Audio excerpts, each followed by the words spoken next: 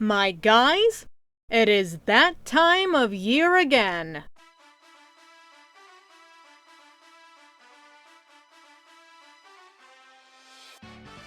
Hello everyone, this is VG Master 2 and welcome back to Pokemon Hell. It's Pokemon's 27th anniversary on February 27th.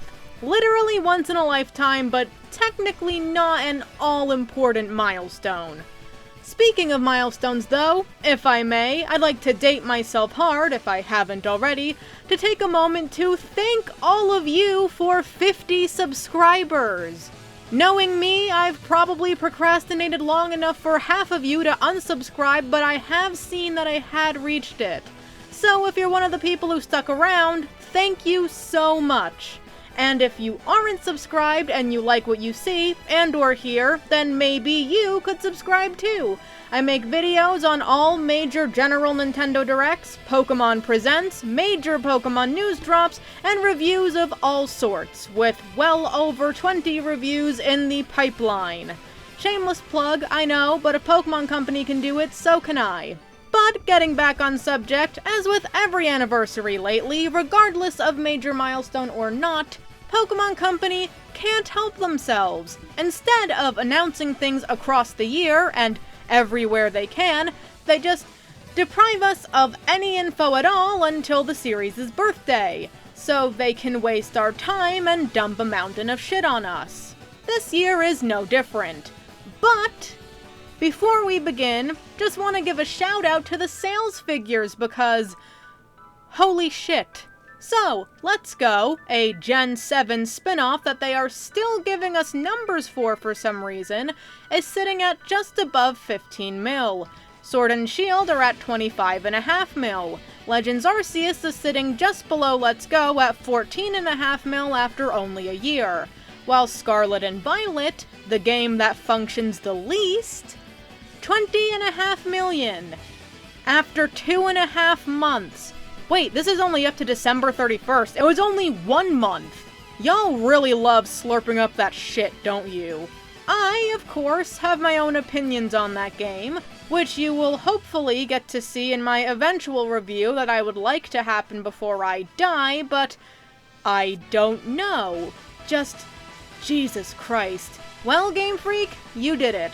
You finally made the game that will beat Gen 1's numbers. Unless Sword and Shield just did that, but they only barely managed to squeak by. Scarlet and Violet about to blow them out of the water. Like I said, this only goes up to just before 2023 started, and we're already about to hit March. So, who the fuck knows how many it's sold at this point. And notice how Budspa isn't even here. What the fuck? How? Are you trying to make us forget they exist? Because, no, you can't. As much as I'd like to. Which is really weird, because unless they lied about the numbers, which I wouldn't entirely put past them, Budspa was the highest-selling remake, as unfortunate as that is. But, unless Cerebi made a mistake, because I'm getting my info from there, Budspa is fucking gone. RIP.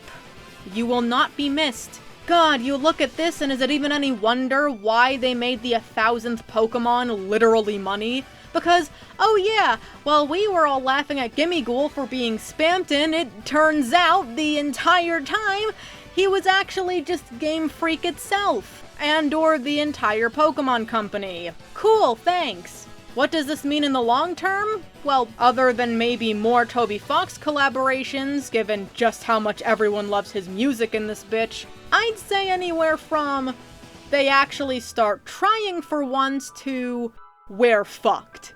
Because now they know that they could sell us literal shit and get handsomely fucking rewarded. Which, I guess, is what Spamton does, so maybe that Gimmighoul reference does still hold up. But wouldn't that mean that Pokemon Company is? As for the short term, I don't know. But we're about to find out. Damn, what a fucking smooth segue. On February 21st, it was announced that there was to be a Pokemon Presents for the 27th anniversary, held on the anniversary itself, the 27th. It was slated to be about 25 minutes. And I hope it's specifically 27 minutes, because 27 minutes on the 27th for the 27th anniversary is fucking perfect. Though I can't wait for them to possibly start this thing by going, "Sorry we released a buggy, unfinished pile of shit. Anyway, thanks for buying 20 million copies." Because you know they would. Oh, and one more thing since it's relevant, I want to talk about some things that we may see in today's reveal. Before the reveal. That, yes, I typed up beforehand so that if any of this is confirmed, I can say I called it. Firstly, the copyright page for the celebration actually ended up showing Spike Chunsoft. Now, Spike Chunsoft is apparently involved in, I'm guessing at least current, Pokemon Mystery Dungeon games. This means one of two things. One, a remake of the Explorers of titles, which don't you dare touch, or two, a brand new game that presumably will take from all 9 generations. Hard to believe, but we apparently have not gotten a purely new Mystery Dungeon game since Gen 6 in 2015. Holy shit. So that might be interesting.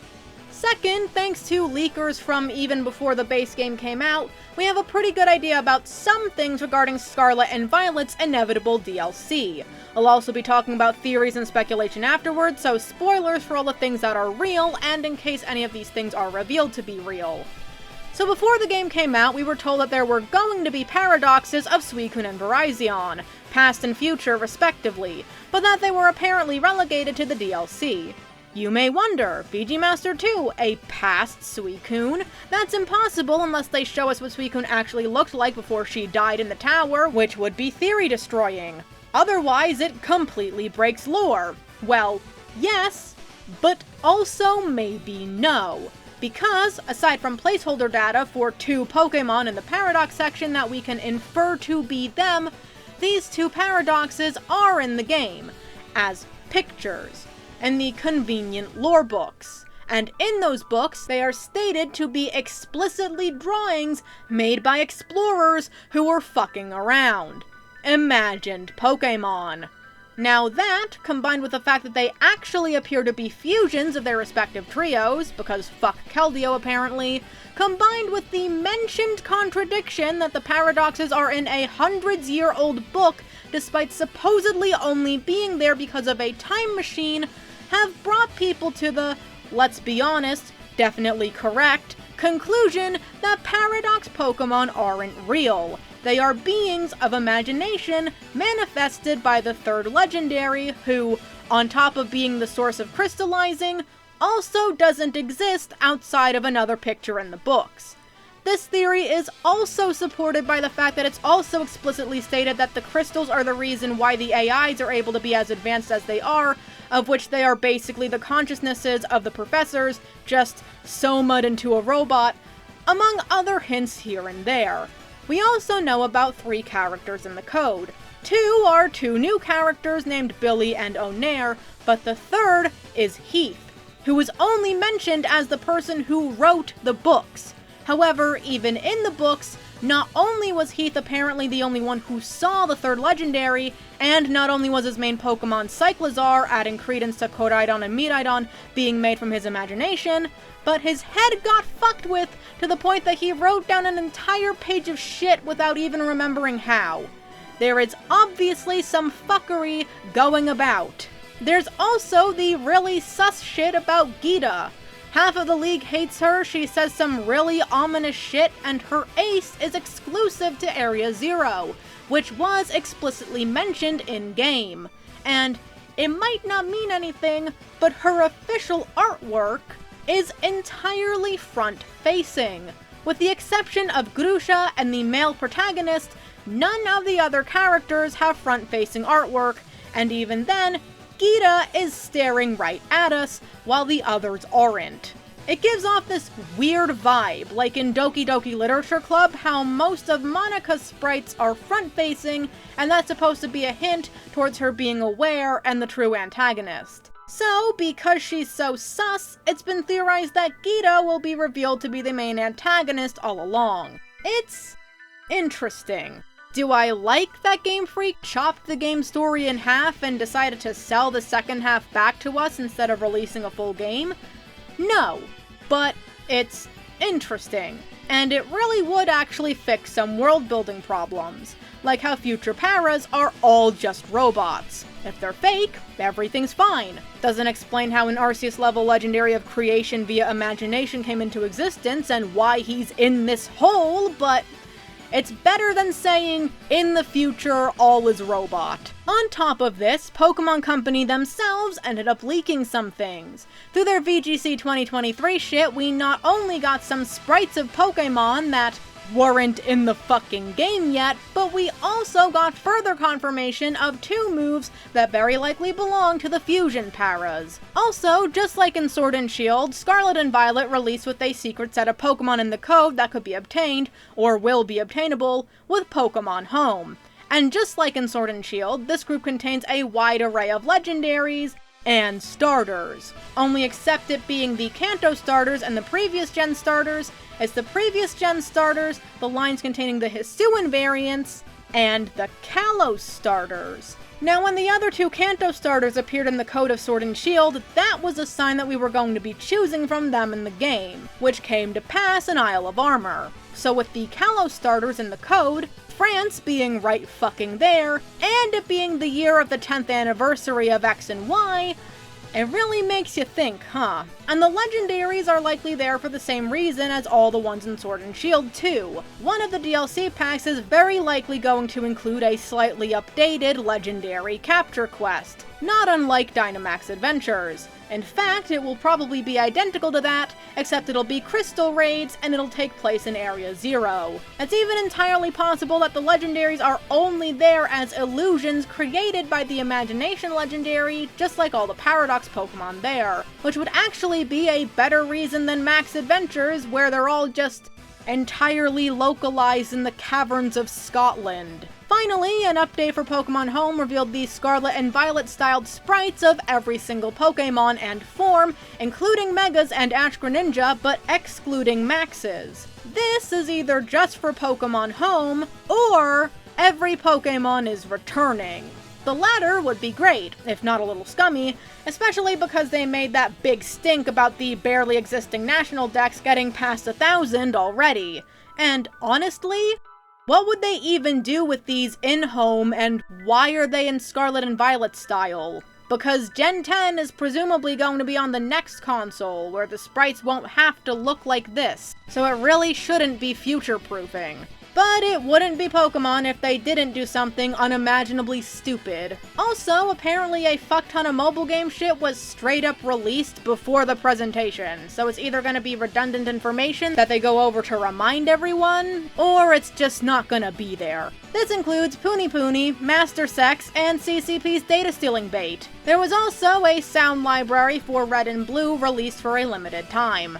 Now that I've already said it, I can skip it if it's shown. Also, maybe a Gimme Ghoul thing for Go was leaked? Not really sure. So that was everything we know, which was actually a fuck ton and potentially half of this video already. So, let's finally get into it. The presentation begins with Premium Asshole Ishihara with a Pikachu animatronic. Alright, already uncomfortable. First, they talk about the World Championships. Don't care, skip. Though it's funny because apparently this is the first time ever they're being held in Japan. Yeah, for a Japanese series. Pathetic. Next is some TCG shit. It shows 2 people having a very serious game with OG Pokemon cards. Apparently, they're reselling the original sets under the name Classic. After that is the official announcement of that fucking Netflix show that was rumored a while back. God fucking damn it, they didn't cancel that? Apparently it's stop motion too. What the fuck is the point? It's called Pokemon Concierge and it seems to be mainly Japanese. It doesn't look bad until they show the model of the female protagonist. But again, what is the point? Next is game news, presented by Utsunomiya. Before he shows us what we know is gonna be the Scarlet and Violet DLC, he has us go through all of the other fucking games, which is literally all of the shit I already mentioned right before we started. Cool, thanks for wasting my fucking time. Wouldn't be Pokemon if they didn't. After all of the bullshit, Pokemon Sleep. No! God damn it!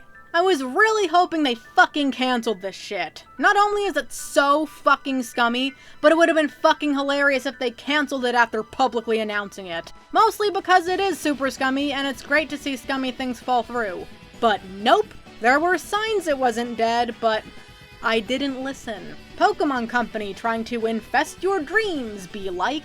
I know Big Corpo gonna Big Corpo, but I don't know, there's just something extra scummy about trying to bank off of people's sleep using your brand. Not that other people who make exercise shit with sleep functionality are necessarily pure, but at least you know it's specialized for that subject. I do not believe that Pokemon Company cares whether or not people are getting a good amount of sleep. It's probably the most bare bones thing of, well, people with sleeping problems aren't healthy, and if you're unhealthy, you die, and if you die, we can't get your money. So let's make a game all about sleep so that you don't die and we can still get your money now even as you sleep. It just feels so fucked up. I never liked this thing, even when it was announced years ago. It just feels like such overreach. Like, I know Disney is neck deep in worse dog shit already, but you can't tell me that people wouldn't be at least a little perturbed if they said they wanted to monitor and monetize your sleep. But it's supposed to be okay when these guys do it? How about nobody does it and I can sleep easy knowing that massive brand isn't spying on me? Whatever, I guess we should see what this shit is actually about. Well, it's basically just a Tamagotchi minus the death, all surrounding the regular-ass monitor your sleep function. Of course, it comes out later this year, and they're still trying to shove that dumbass Pokemon Go plus peripheral down our throats. It's so fucking worthless. Thanks, I hate it. Also, they had the fucking audacity to say that they want the game to quote-unquote, make you look forward to waking up in the morning. Ha, no! Finally, we get to the inevitable Scarlet and Violet DLC. Alright, let's see the damage. Oh god, that's a lot of damage! Yep, Paradox, Suicune, and Virizion are real and fucking nothing like what they look like in their pictures. They are Walking Wake and Iron Leaves. They're just in a raid battle and they're gonna be available soon. Like, possibly by the time this video gets released. Do they not even care? These are major loose threads in the story and they're just getting dropped?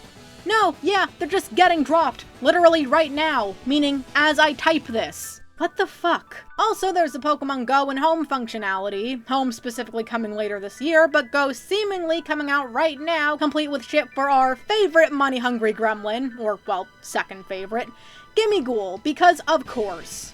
Roaming form is going to be available for capture, and somehow, despite having no chest, Goldengo still has a chest. Of course they couldn't add that extra detail. That would only make sense. Although then he would literally just be cheese. But this effectively means our little gremlin boy is the first Gen 9 Pokemon to be in Go in an official capacity. Not that I care, though it is kind of funny that the money-hungry Pokemon Company Pokemon is the first Gen 9 Pokemon to be implemented into one of the most money-hungry games. Jesus Christ, we get it, guys. You love your money. Motherfucker's just starting to act like Wario now. Then, at the end, they finally show a video showing the DLC packs. The Hidden Treasure of Area Zero. Part 1, the Teal Mask, coming in fall, and Part 2, the Indigo Disc, coming winter 2023. That is uncomfortably close together, and uncomfortably far from now. Part 1 is about a Japanese-ass place outside of Paldea, and Part 2 takes place in Blueberry Academy. Yeah, that's about what we get for thinking they were gonna actually give us Kalos. Well, no one said they couldn't support the game another year and give it to us then. But that is a massive cope, and we should just accept that they hate us and will literally never do anything to make us happy, even if it makes the most amount of sense in the world and would make them rich. Or richer. Of course, some Pokemon are coming back. They didn't specify all of them. It's okay, guys, it's perfectly acceptable for them to only invoke the National Dex's name for the purposes of marketing and taking your money. Don't expect them to actually implement it. No word on the Legendary Capture quest. Also, no news on whether Toby Fox is gonna provide more sweet bangers for us. And really? Why random Japan and then a Blueberry Academy? Where the fuck even are they? And why the fuck didn't you use the geography around the Iberian Peninsula? Or France? You think they get off to making us mad, or... They don't even look like they're addressing the parts of the story they purposefully made loose ends. What the fuck are you actually even doing? No sign of the Datamine characters either. Maybe they're just saving them for a later reveal? I have literally no idea what is going on in their brains. Not that I should, given how they're clearly fucking retarded. Dude, not gonna lie, Isle of Armor and Crown Tundra looked more cohesive than this. At least they all took place in or near Britain. Anyways, let's go to the website so we can actually attempt to absorb whatever the fuck just happened. First, the news section. New characters, Carmen and Kieran, an older sister and younger brother pair. They come from Fuck You Suddenly Japan, yet go to the Fuck You New School. And they both look like fucking shit. What the fuck are these outfits? Or their hair? Or their color palettes? Can we go back to Arvin, Nimona, and Penny? Please? Part 1 takes place in the village of Kitakami. Why? And also where? Holy shit, apparently Kitakami is a place in Japan. Like how Kanto is a real place in Japan. Motherfucker, are you seriously taking us to a new, completely different, undisclosed Japanese region in the middle of a generation in Europe, instead of taking us to the literal neighboring region northeast of Spain? Fuck you. You'll be partaking in their festival or some shit. Part 2 takes place in Sister School, despite only just having been made, Blueberry Academy. Not Manzana, because fuck you. Yes, literally that was more plausible. Which is also in the middle and under the fucking ocean. And I'm also realizing they're completely ditching even the Spanish naming convention. Fuck you! Let me go back to Spain! Pokemon Company really did just say, fuck you Spaniards, we're going back home to Japan. Now was not the time. Apparently Spain and Japan do have decent relations, but there were so many other places near the peninsula they could go, just why? It conveniently focuses on battling. Maybe that does mean more sweet Toby Fox bangers. Everyone knows his battle themes are his best shit. Part 2 is the Indigo Disc, with the Disc Legendary, so I have no idea how the fuck these connect. They probably actually don't, because fuck you apparently, and fuck me. Well, now it's time to look at the new boys. First up, Future Para Virizion is listed first, okay then. Iron Leaves, Japanese name, Tetsuno Isaha. She is the correctly speculated grass psychic type, of course of the Paradox species. It's just Virizion but a robot. Fuck you. Pass Para Suicune, Walking Wake, Japanese name, Unero Minamo. Also of the Paradox species, Water and Jesus, Water and Dragon. Someone wants to be Palkia. And Dracovish, and I guess Tatsugiri. You turned her into a raptor for no reason. Fuck you. I mean, she kinda looks like the Dinorian's Vivasaur forms and Fossil Fighters, and they're awesome. Just not on Suicune. Yeah, that's right, I just pulled a Fossil Fighters reference out of my ass. What's funny is that the website even says, huh, that's weird, they look like the sketches in the books. Bitch! No, they fucking don't! But I guess the acknowledgement is appreciated. The acknowledgement that you don't give a fucking shit about your own goddamn story. Fuck you. Now, the DLC boys. Firstly, let's go over this new trio. We know nothing about them except their names. There's Okidogi, Monkey Dory, and Fazandipity. Oh, it's literally Okidoki, Hunky Dory, and Serendipity. Oh my god. Okay.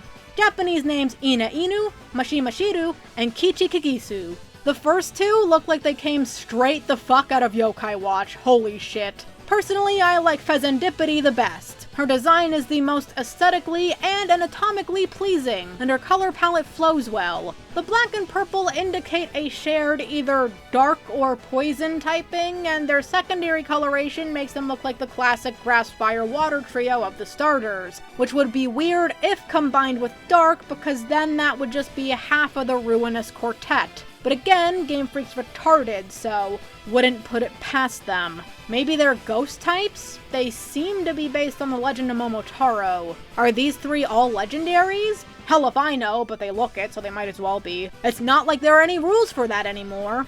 Next is Teal Mask Boy himself, even though he's not teal. His name is Ogerpon, same as in Japanese. Don't know how he contributes to the hidden treasure of Area Zero. Honestly, don't know how 99% of this shit does, but fuck you, give them your money anyway.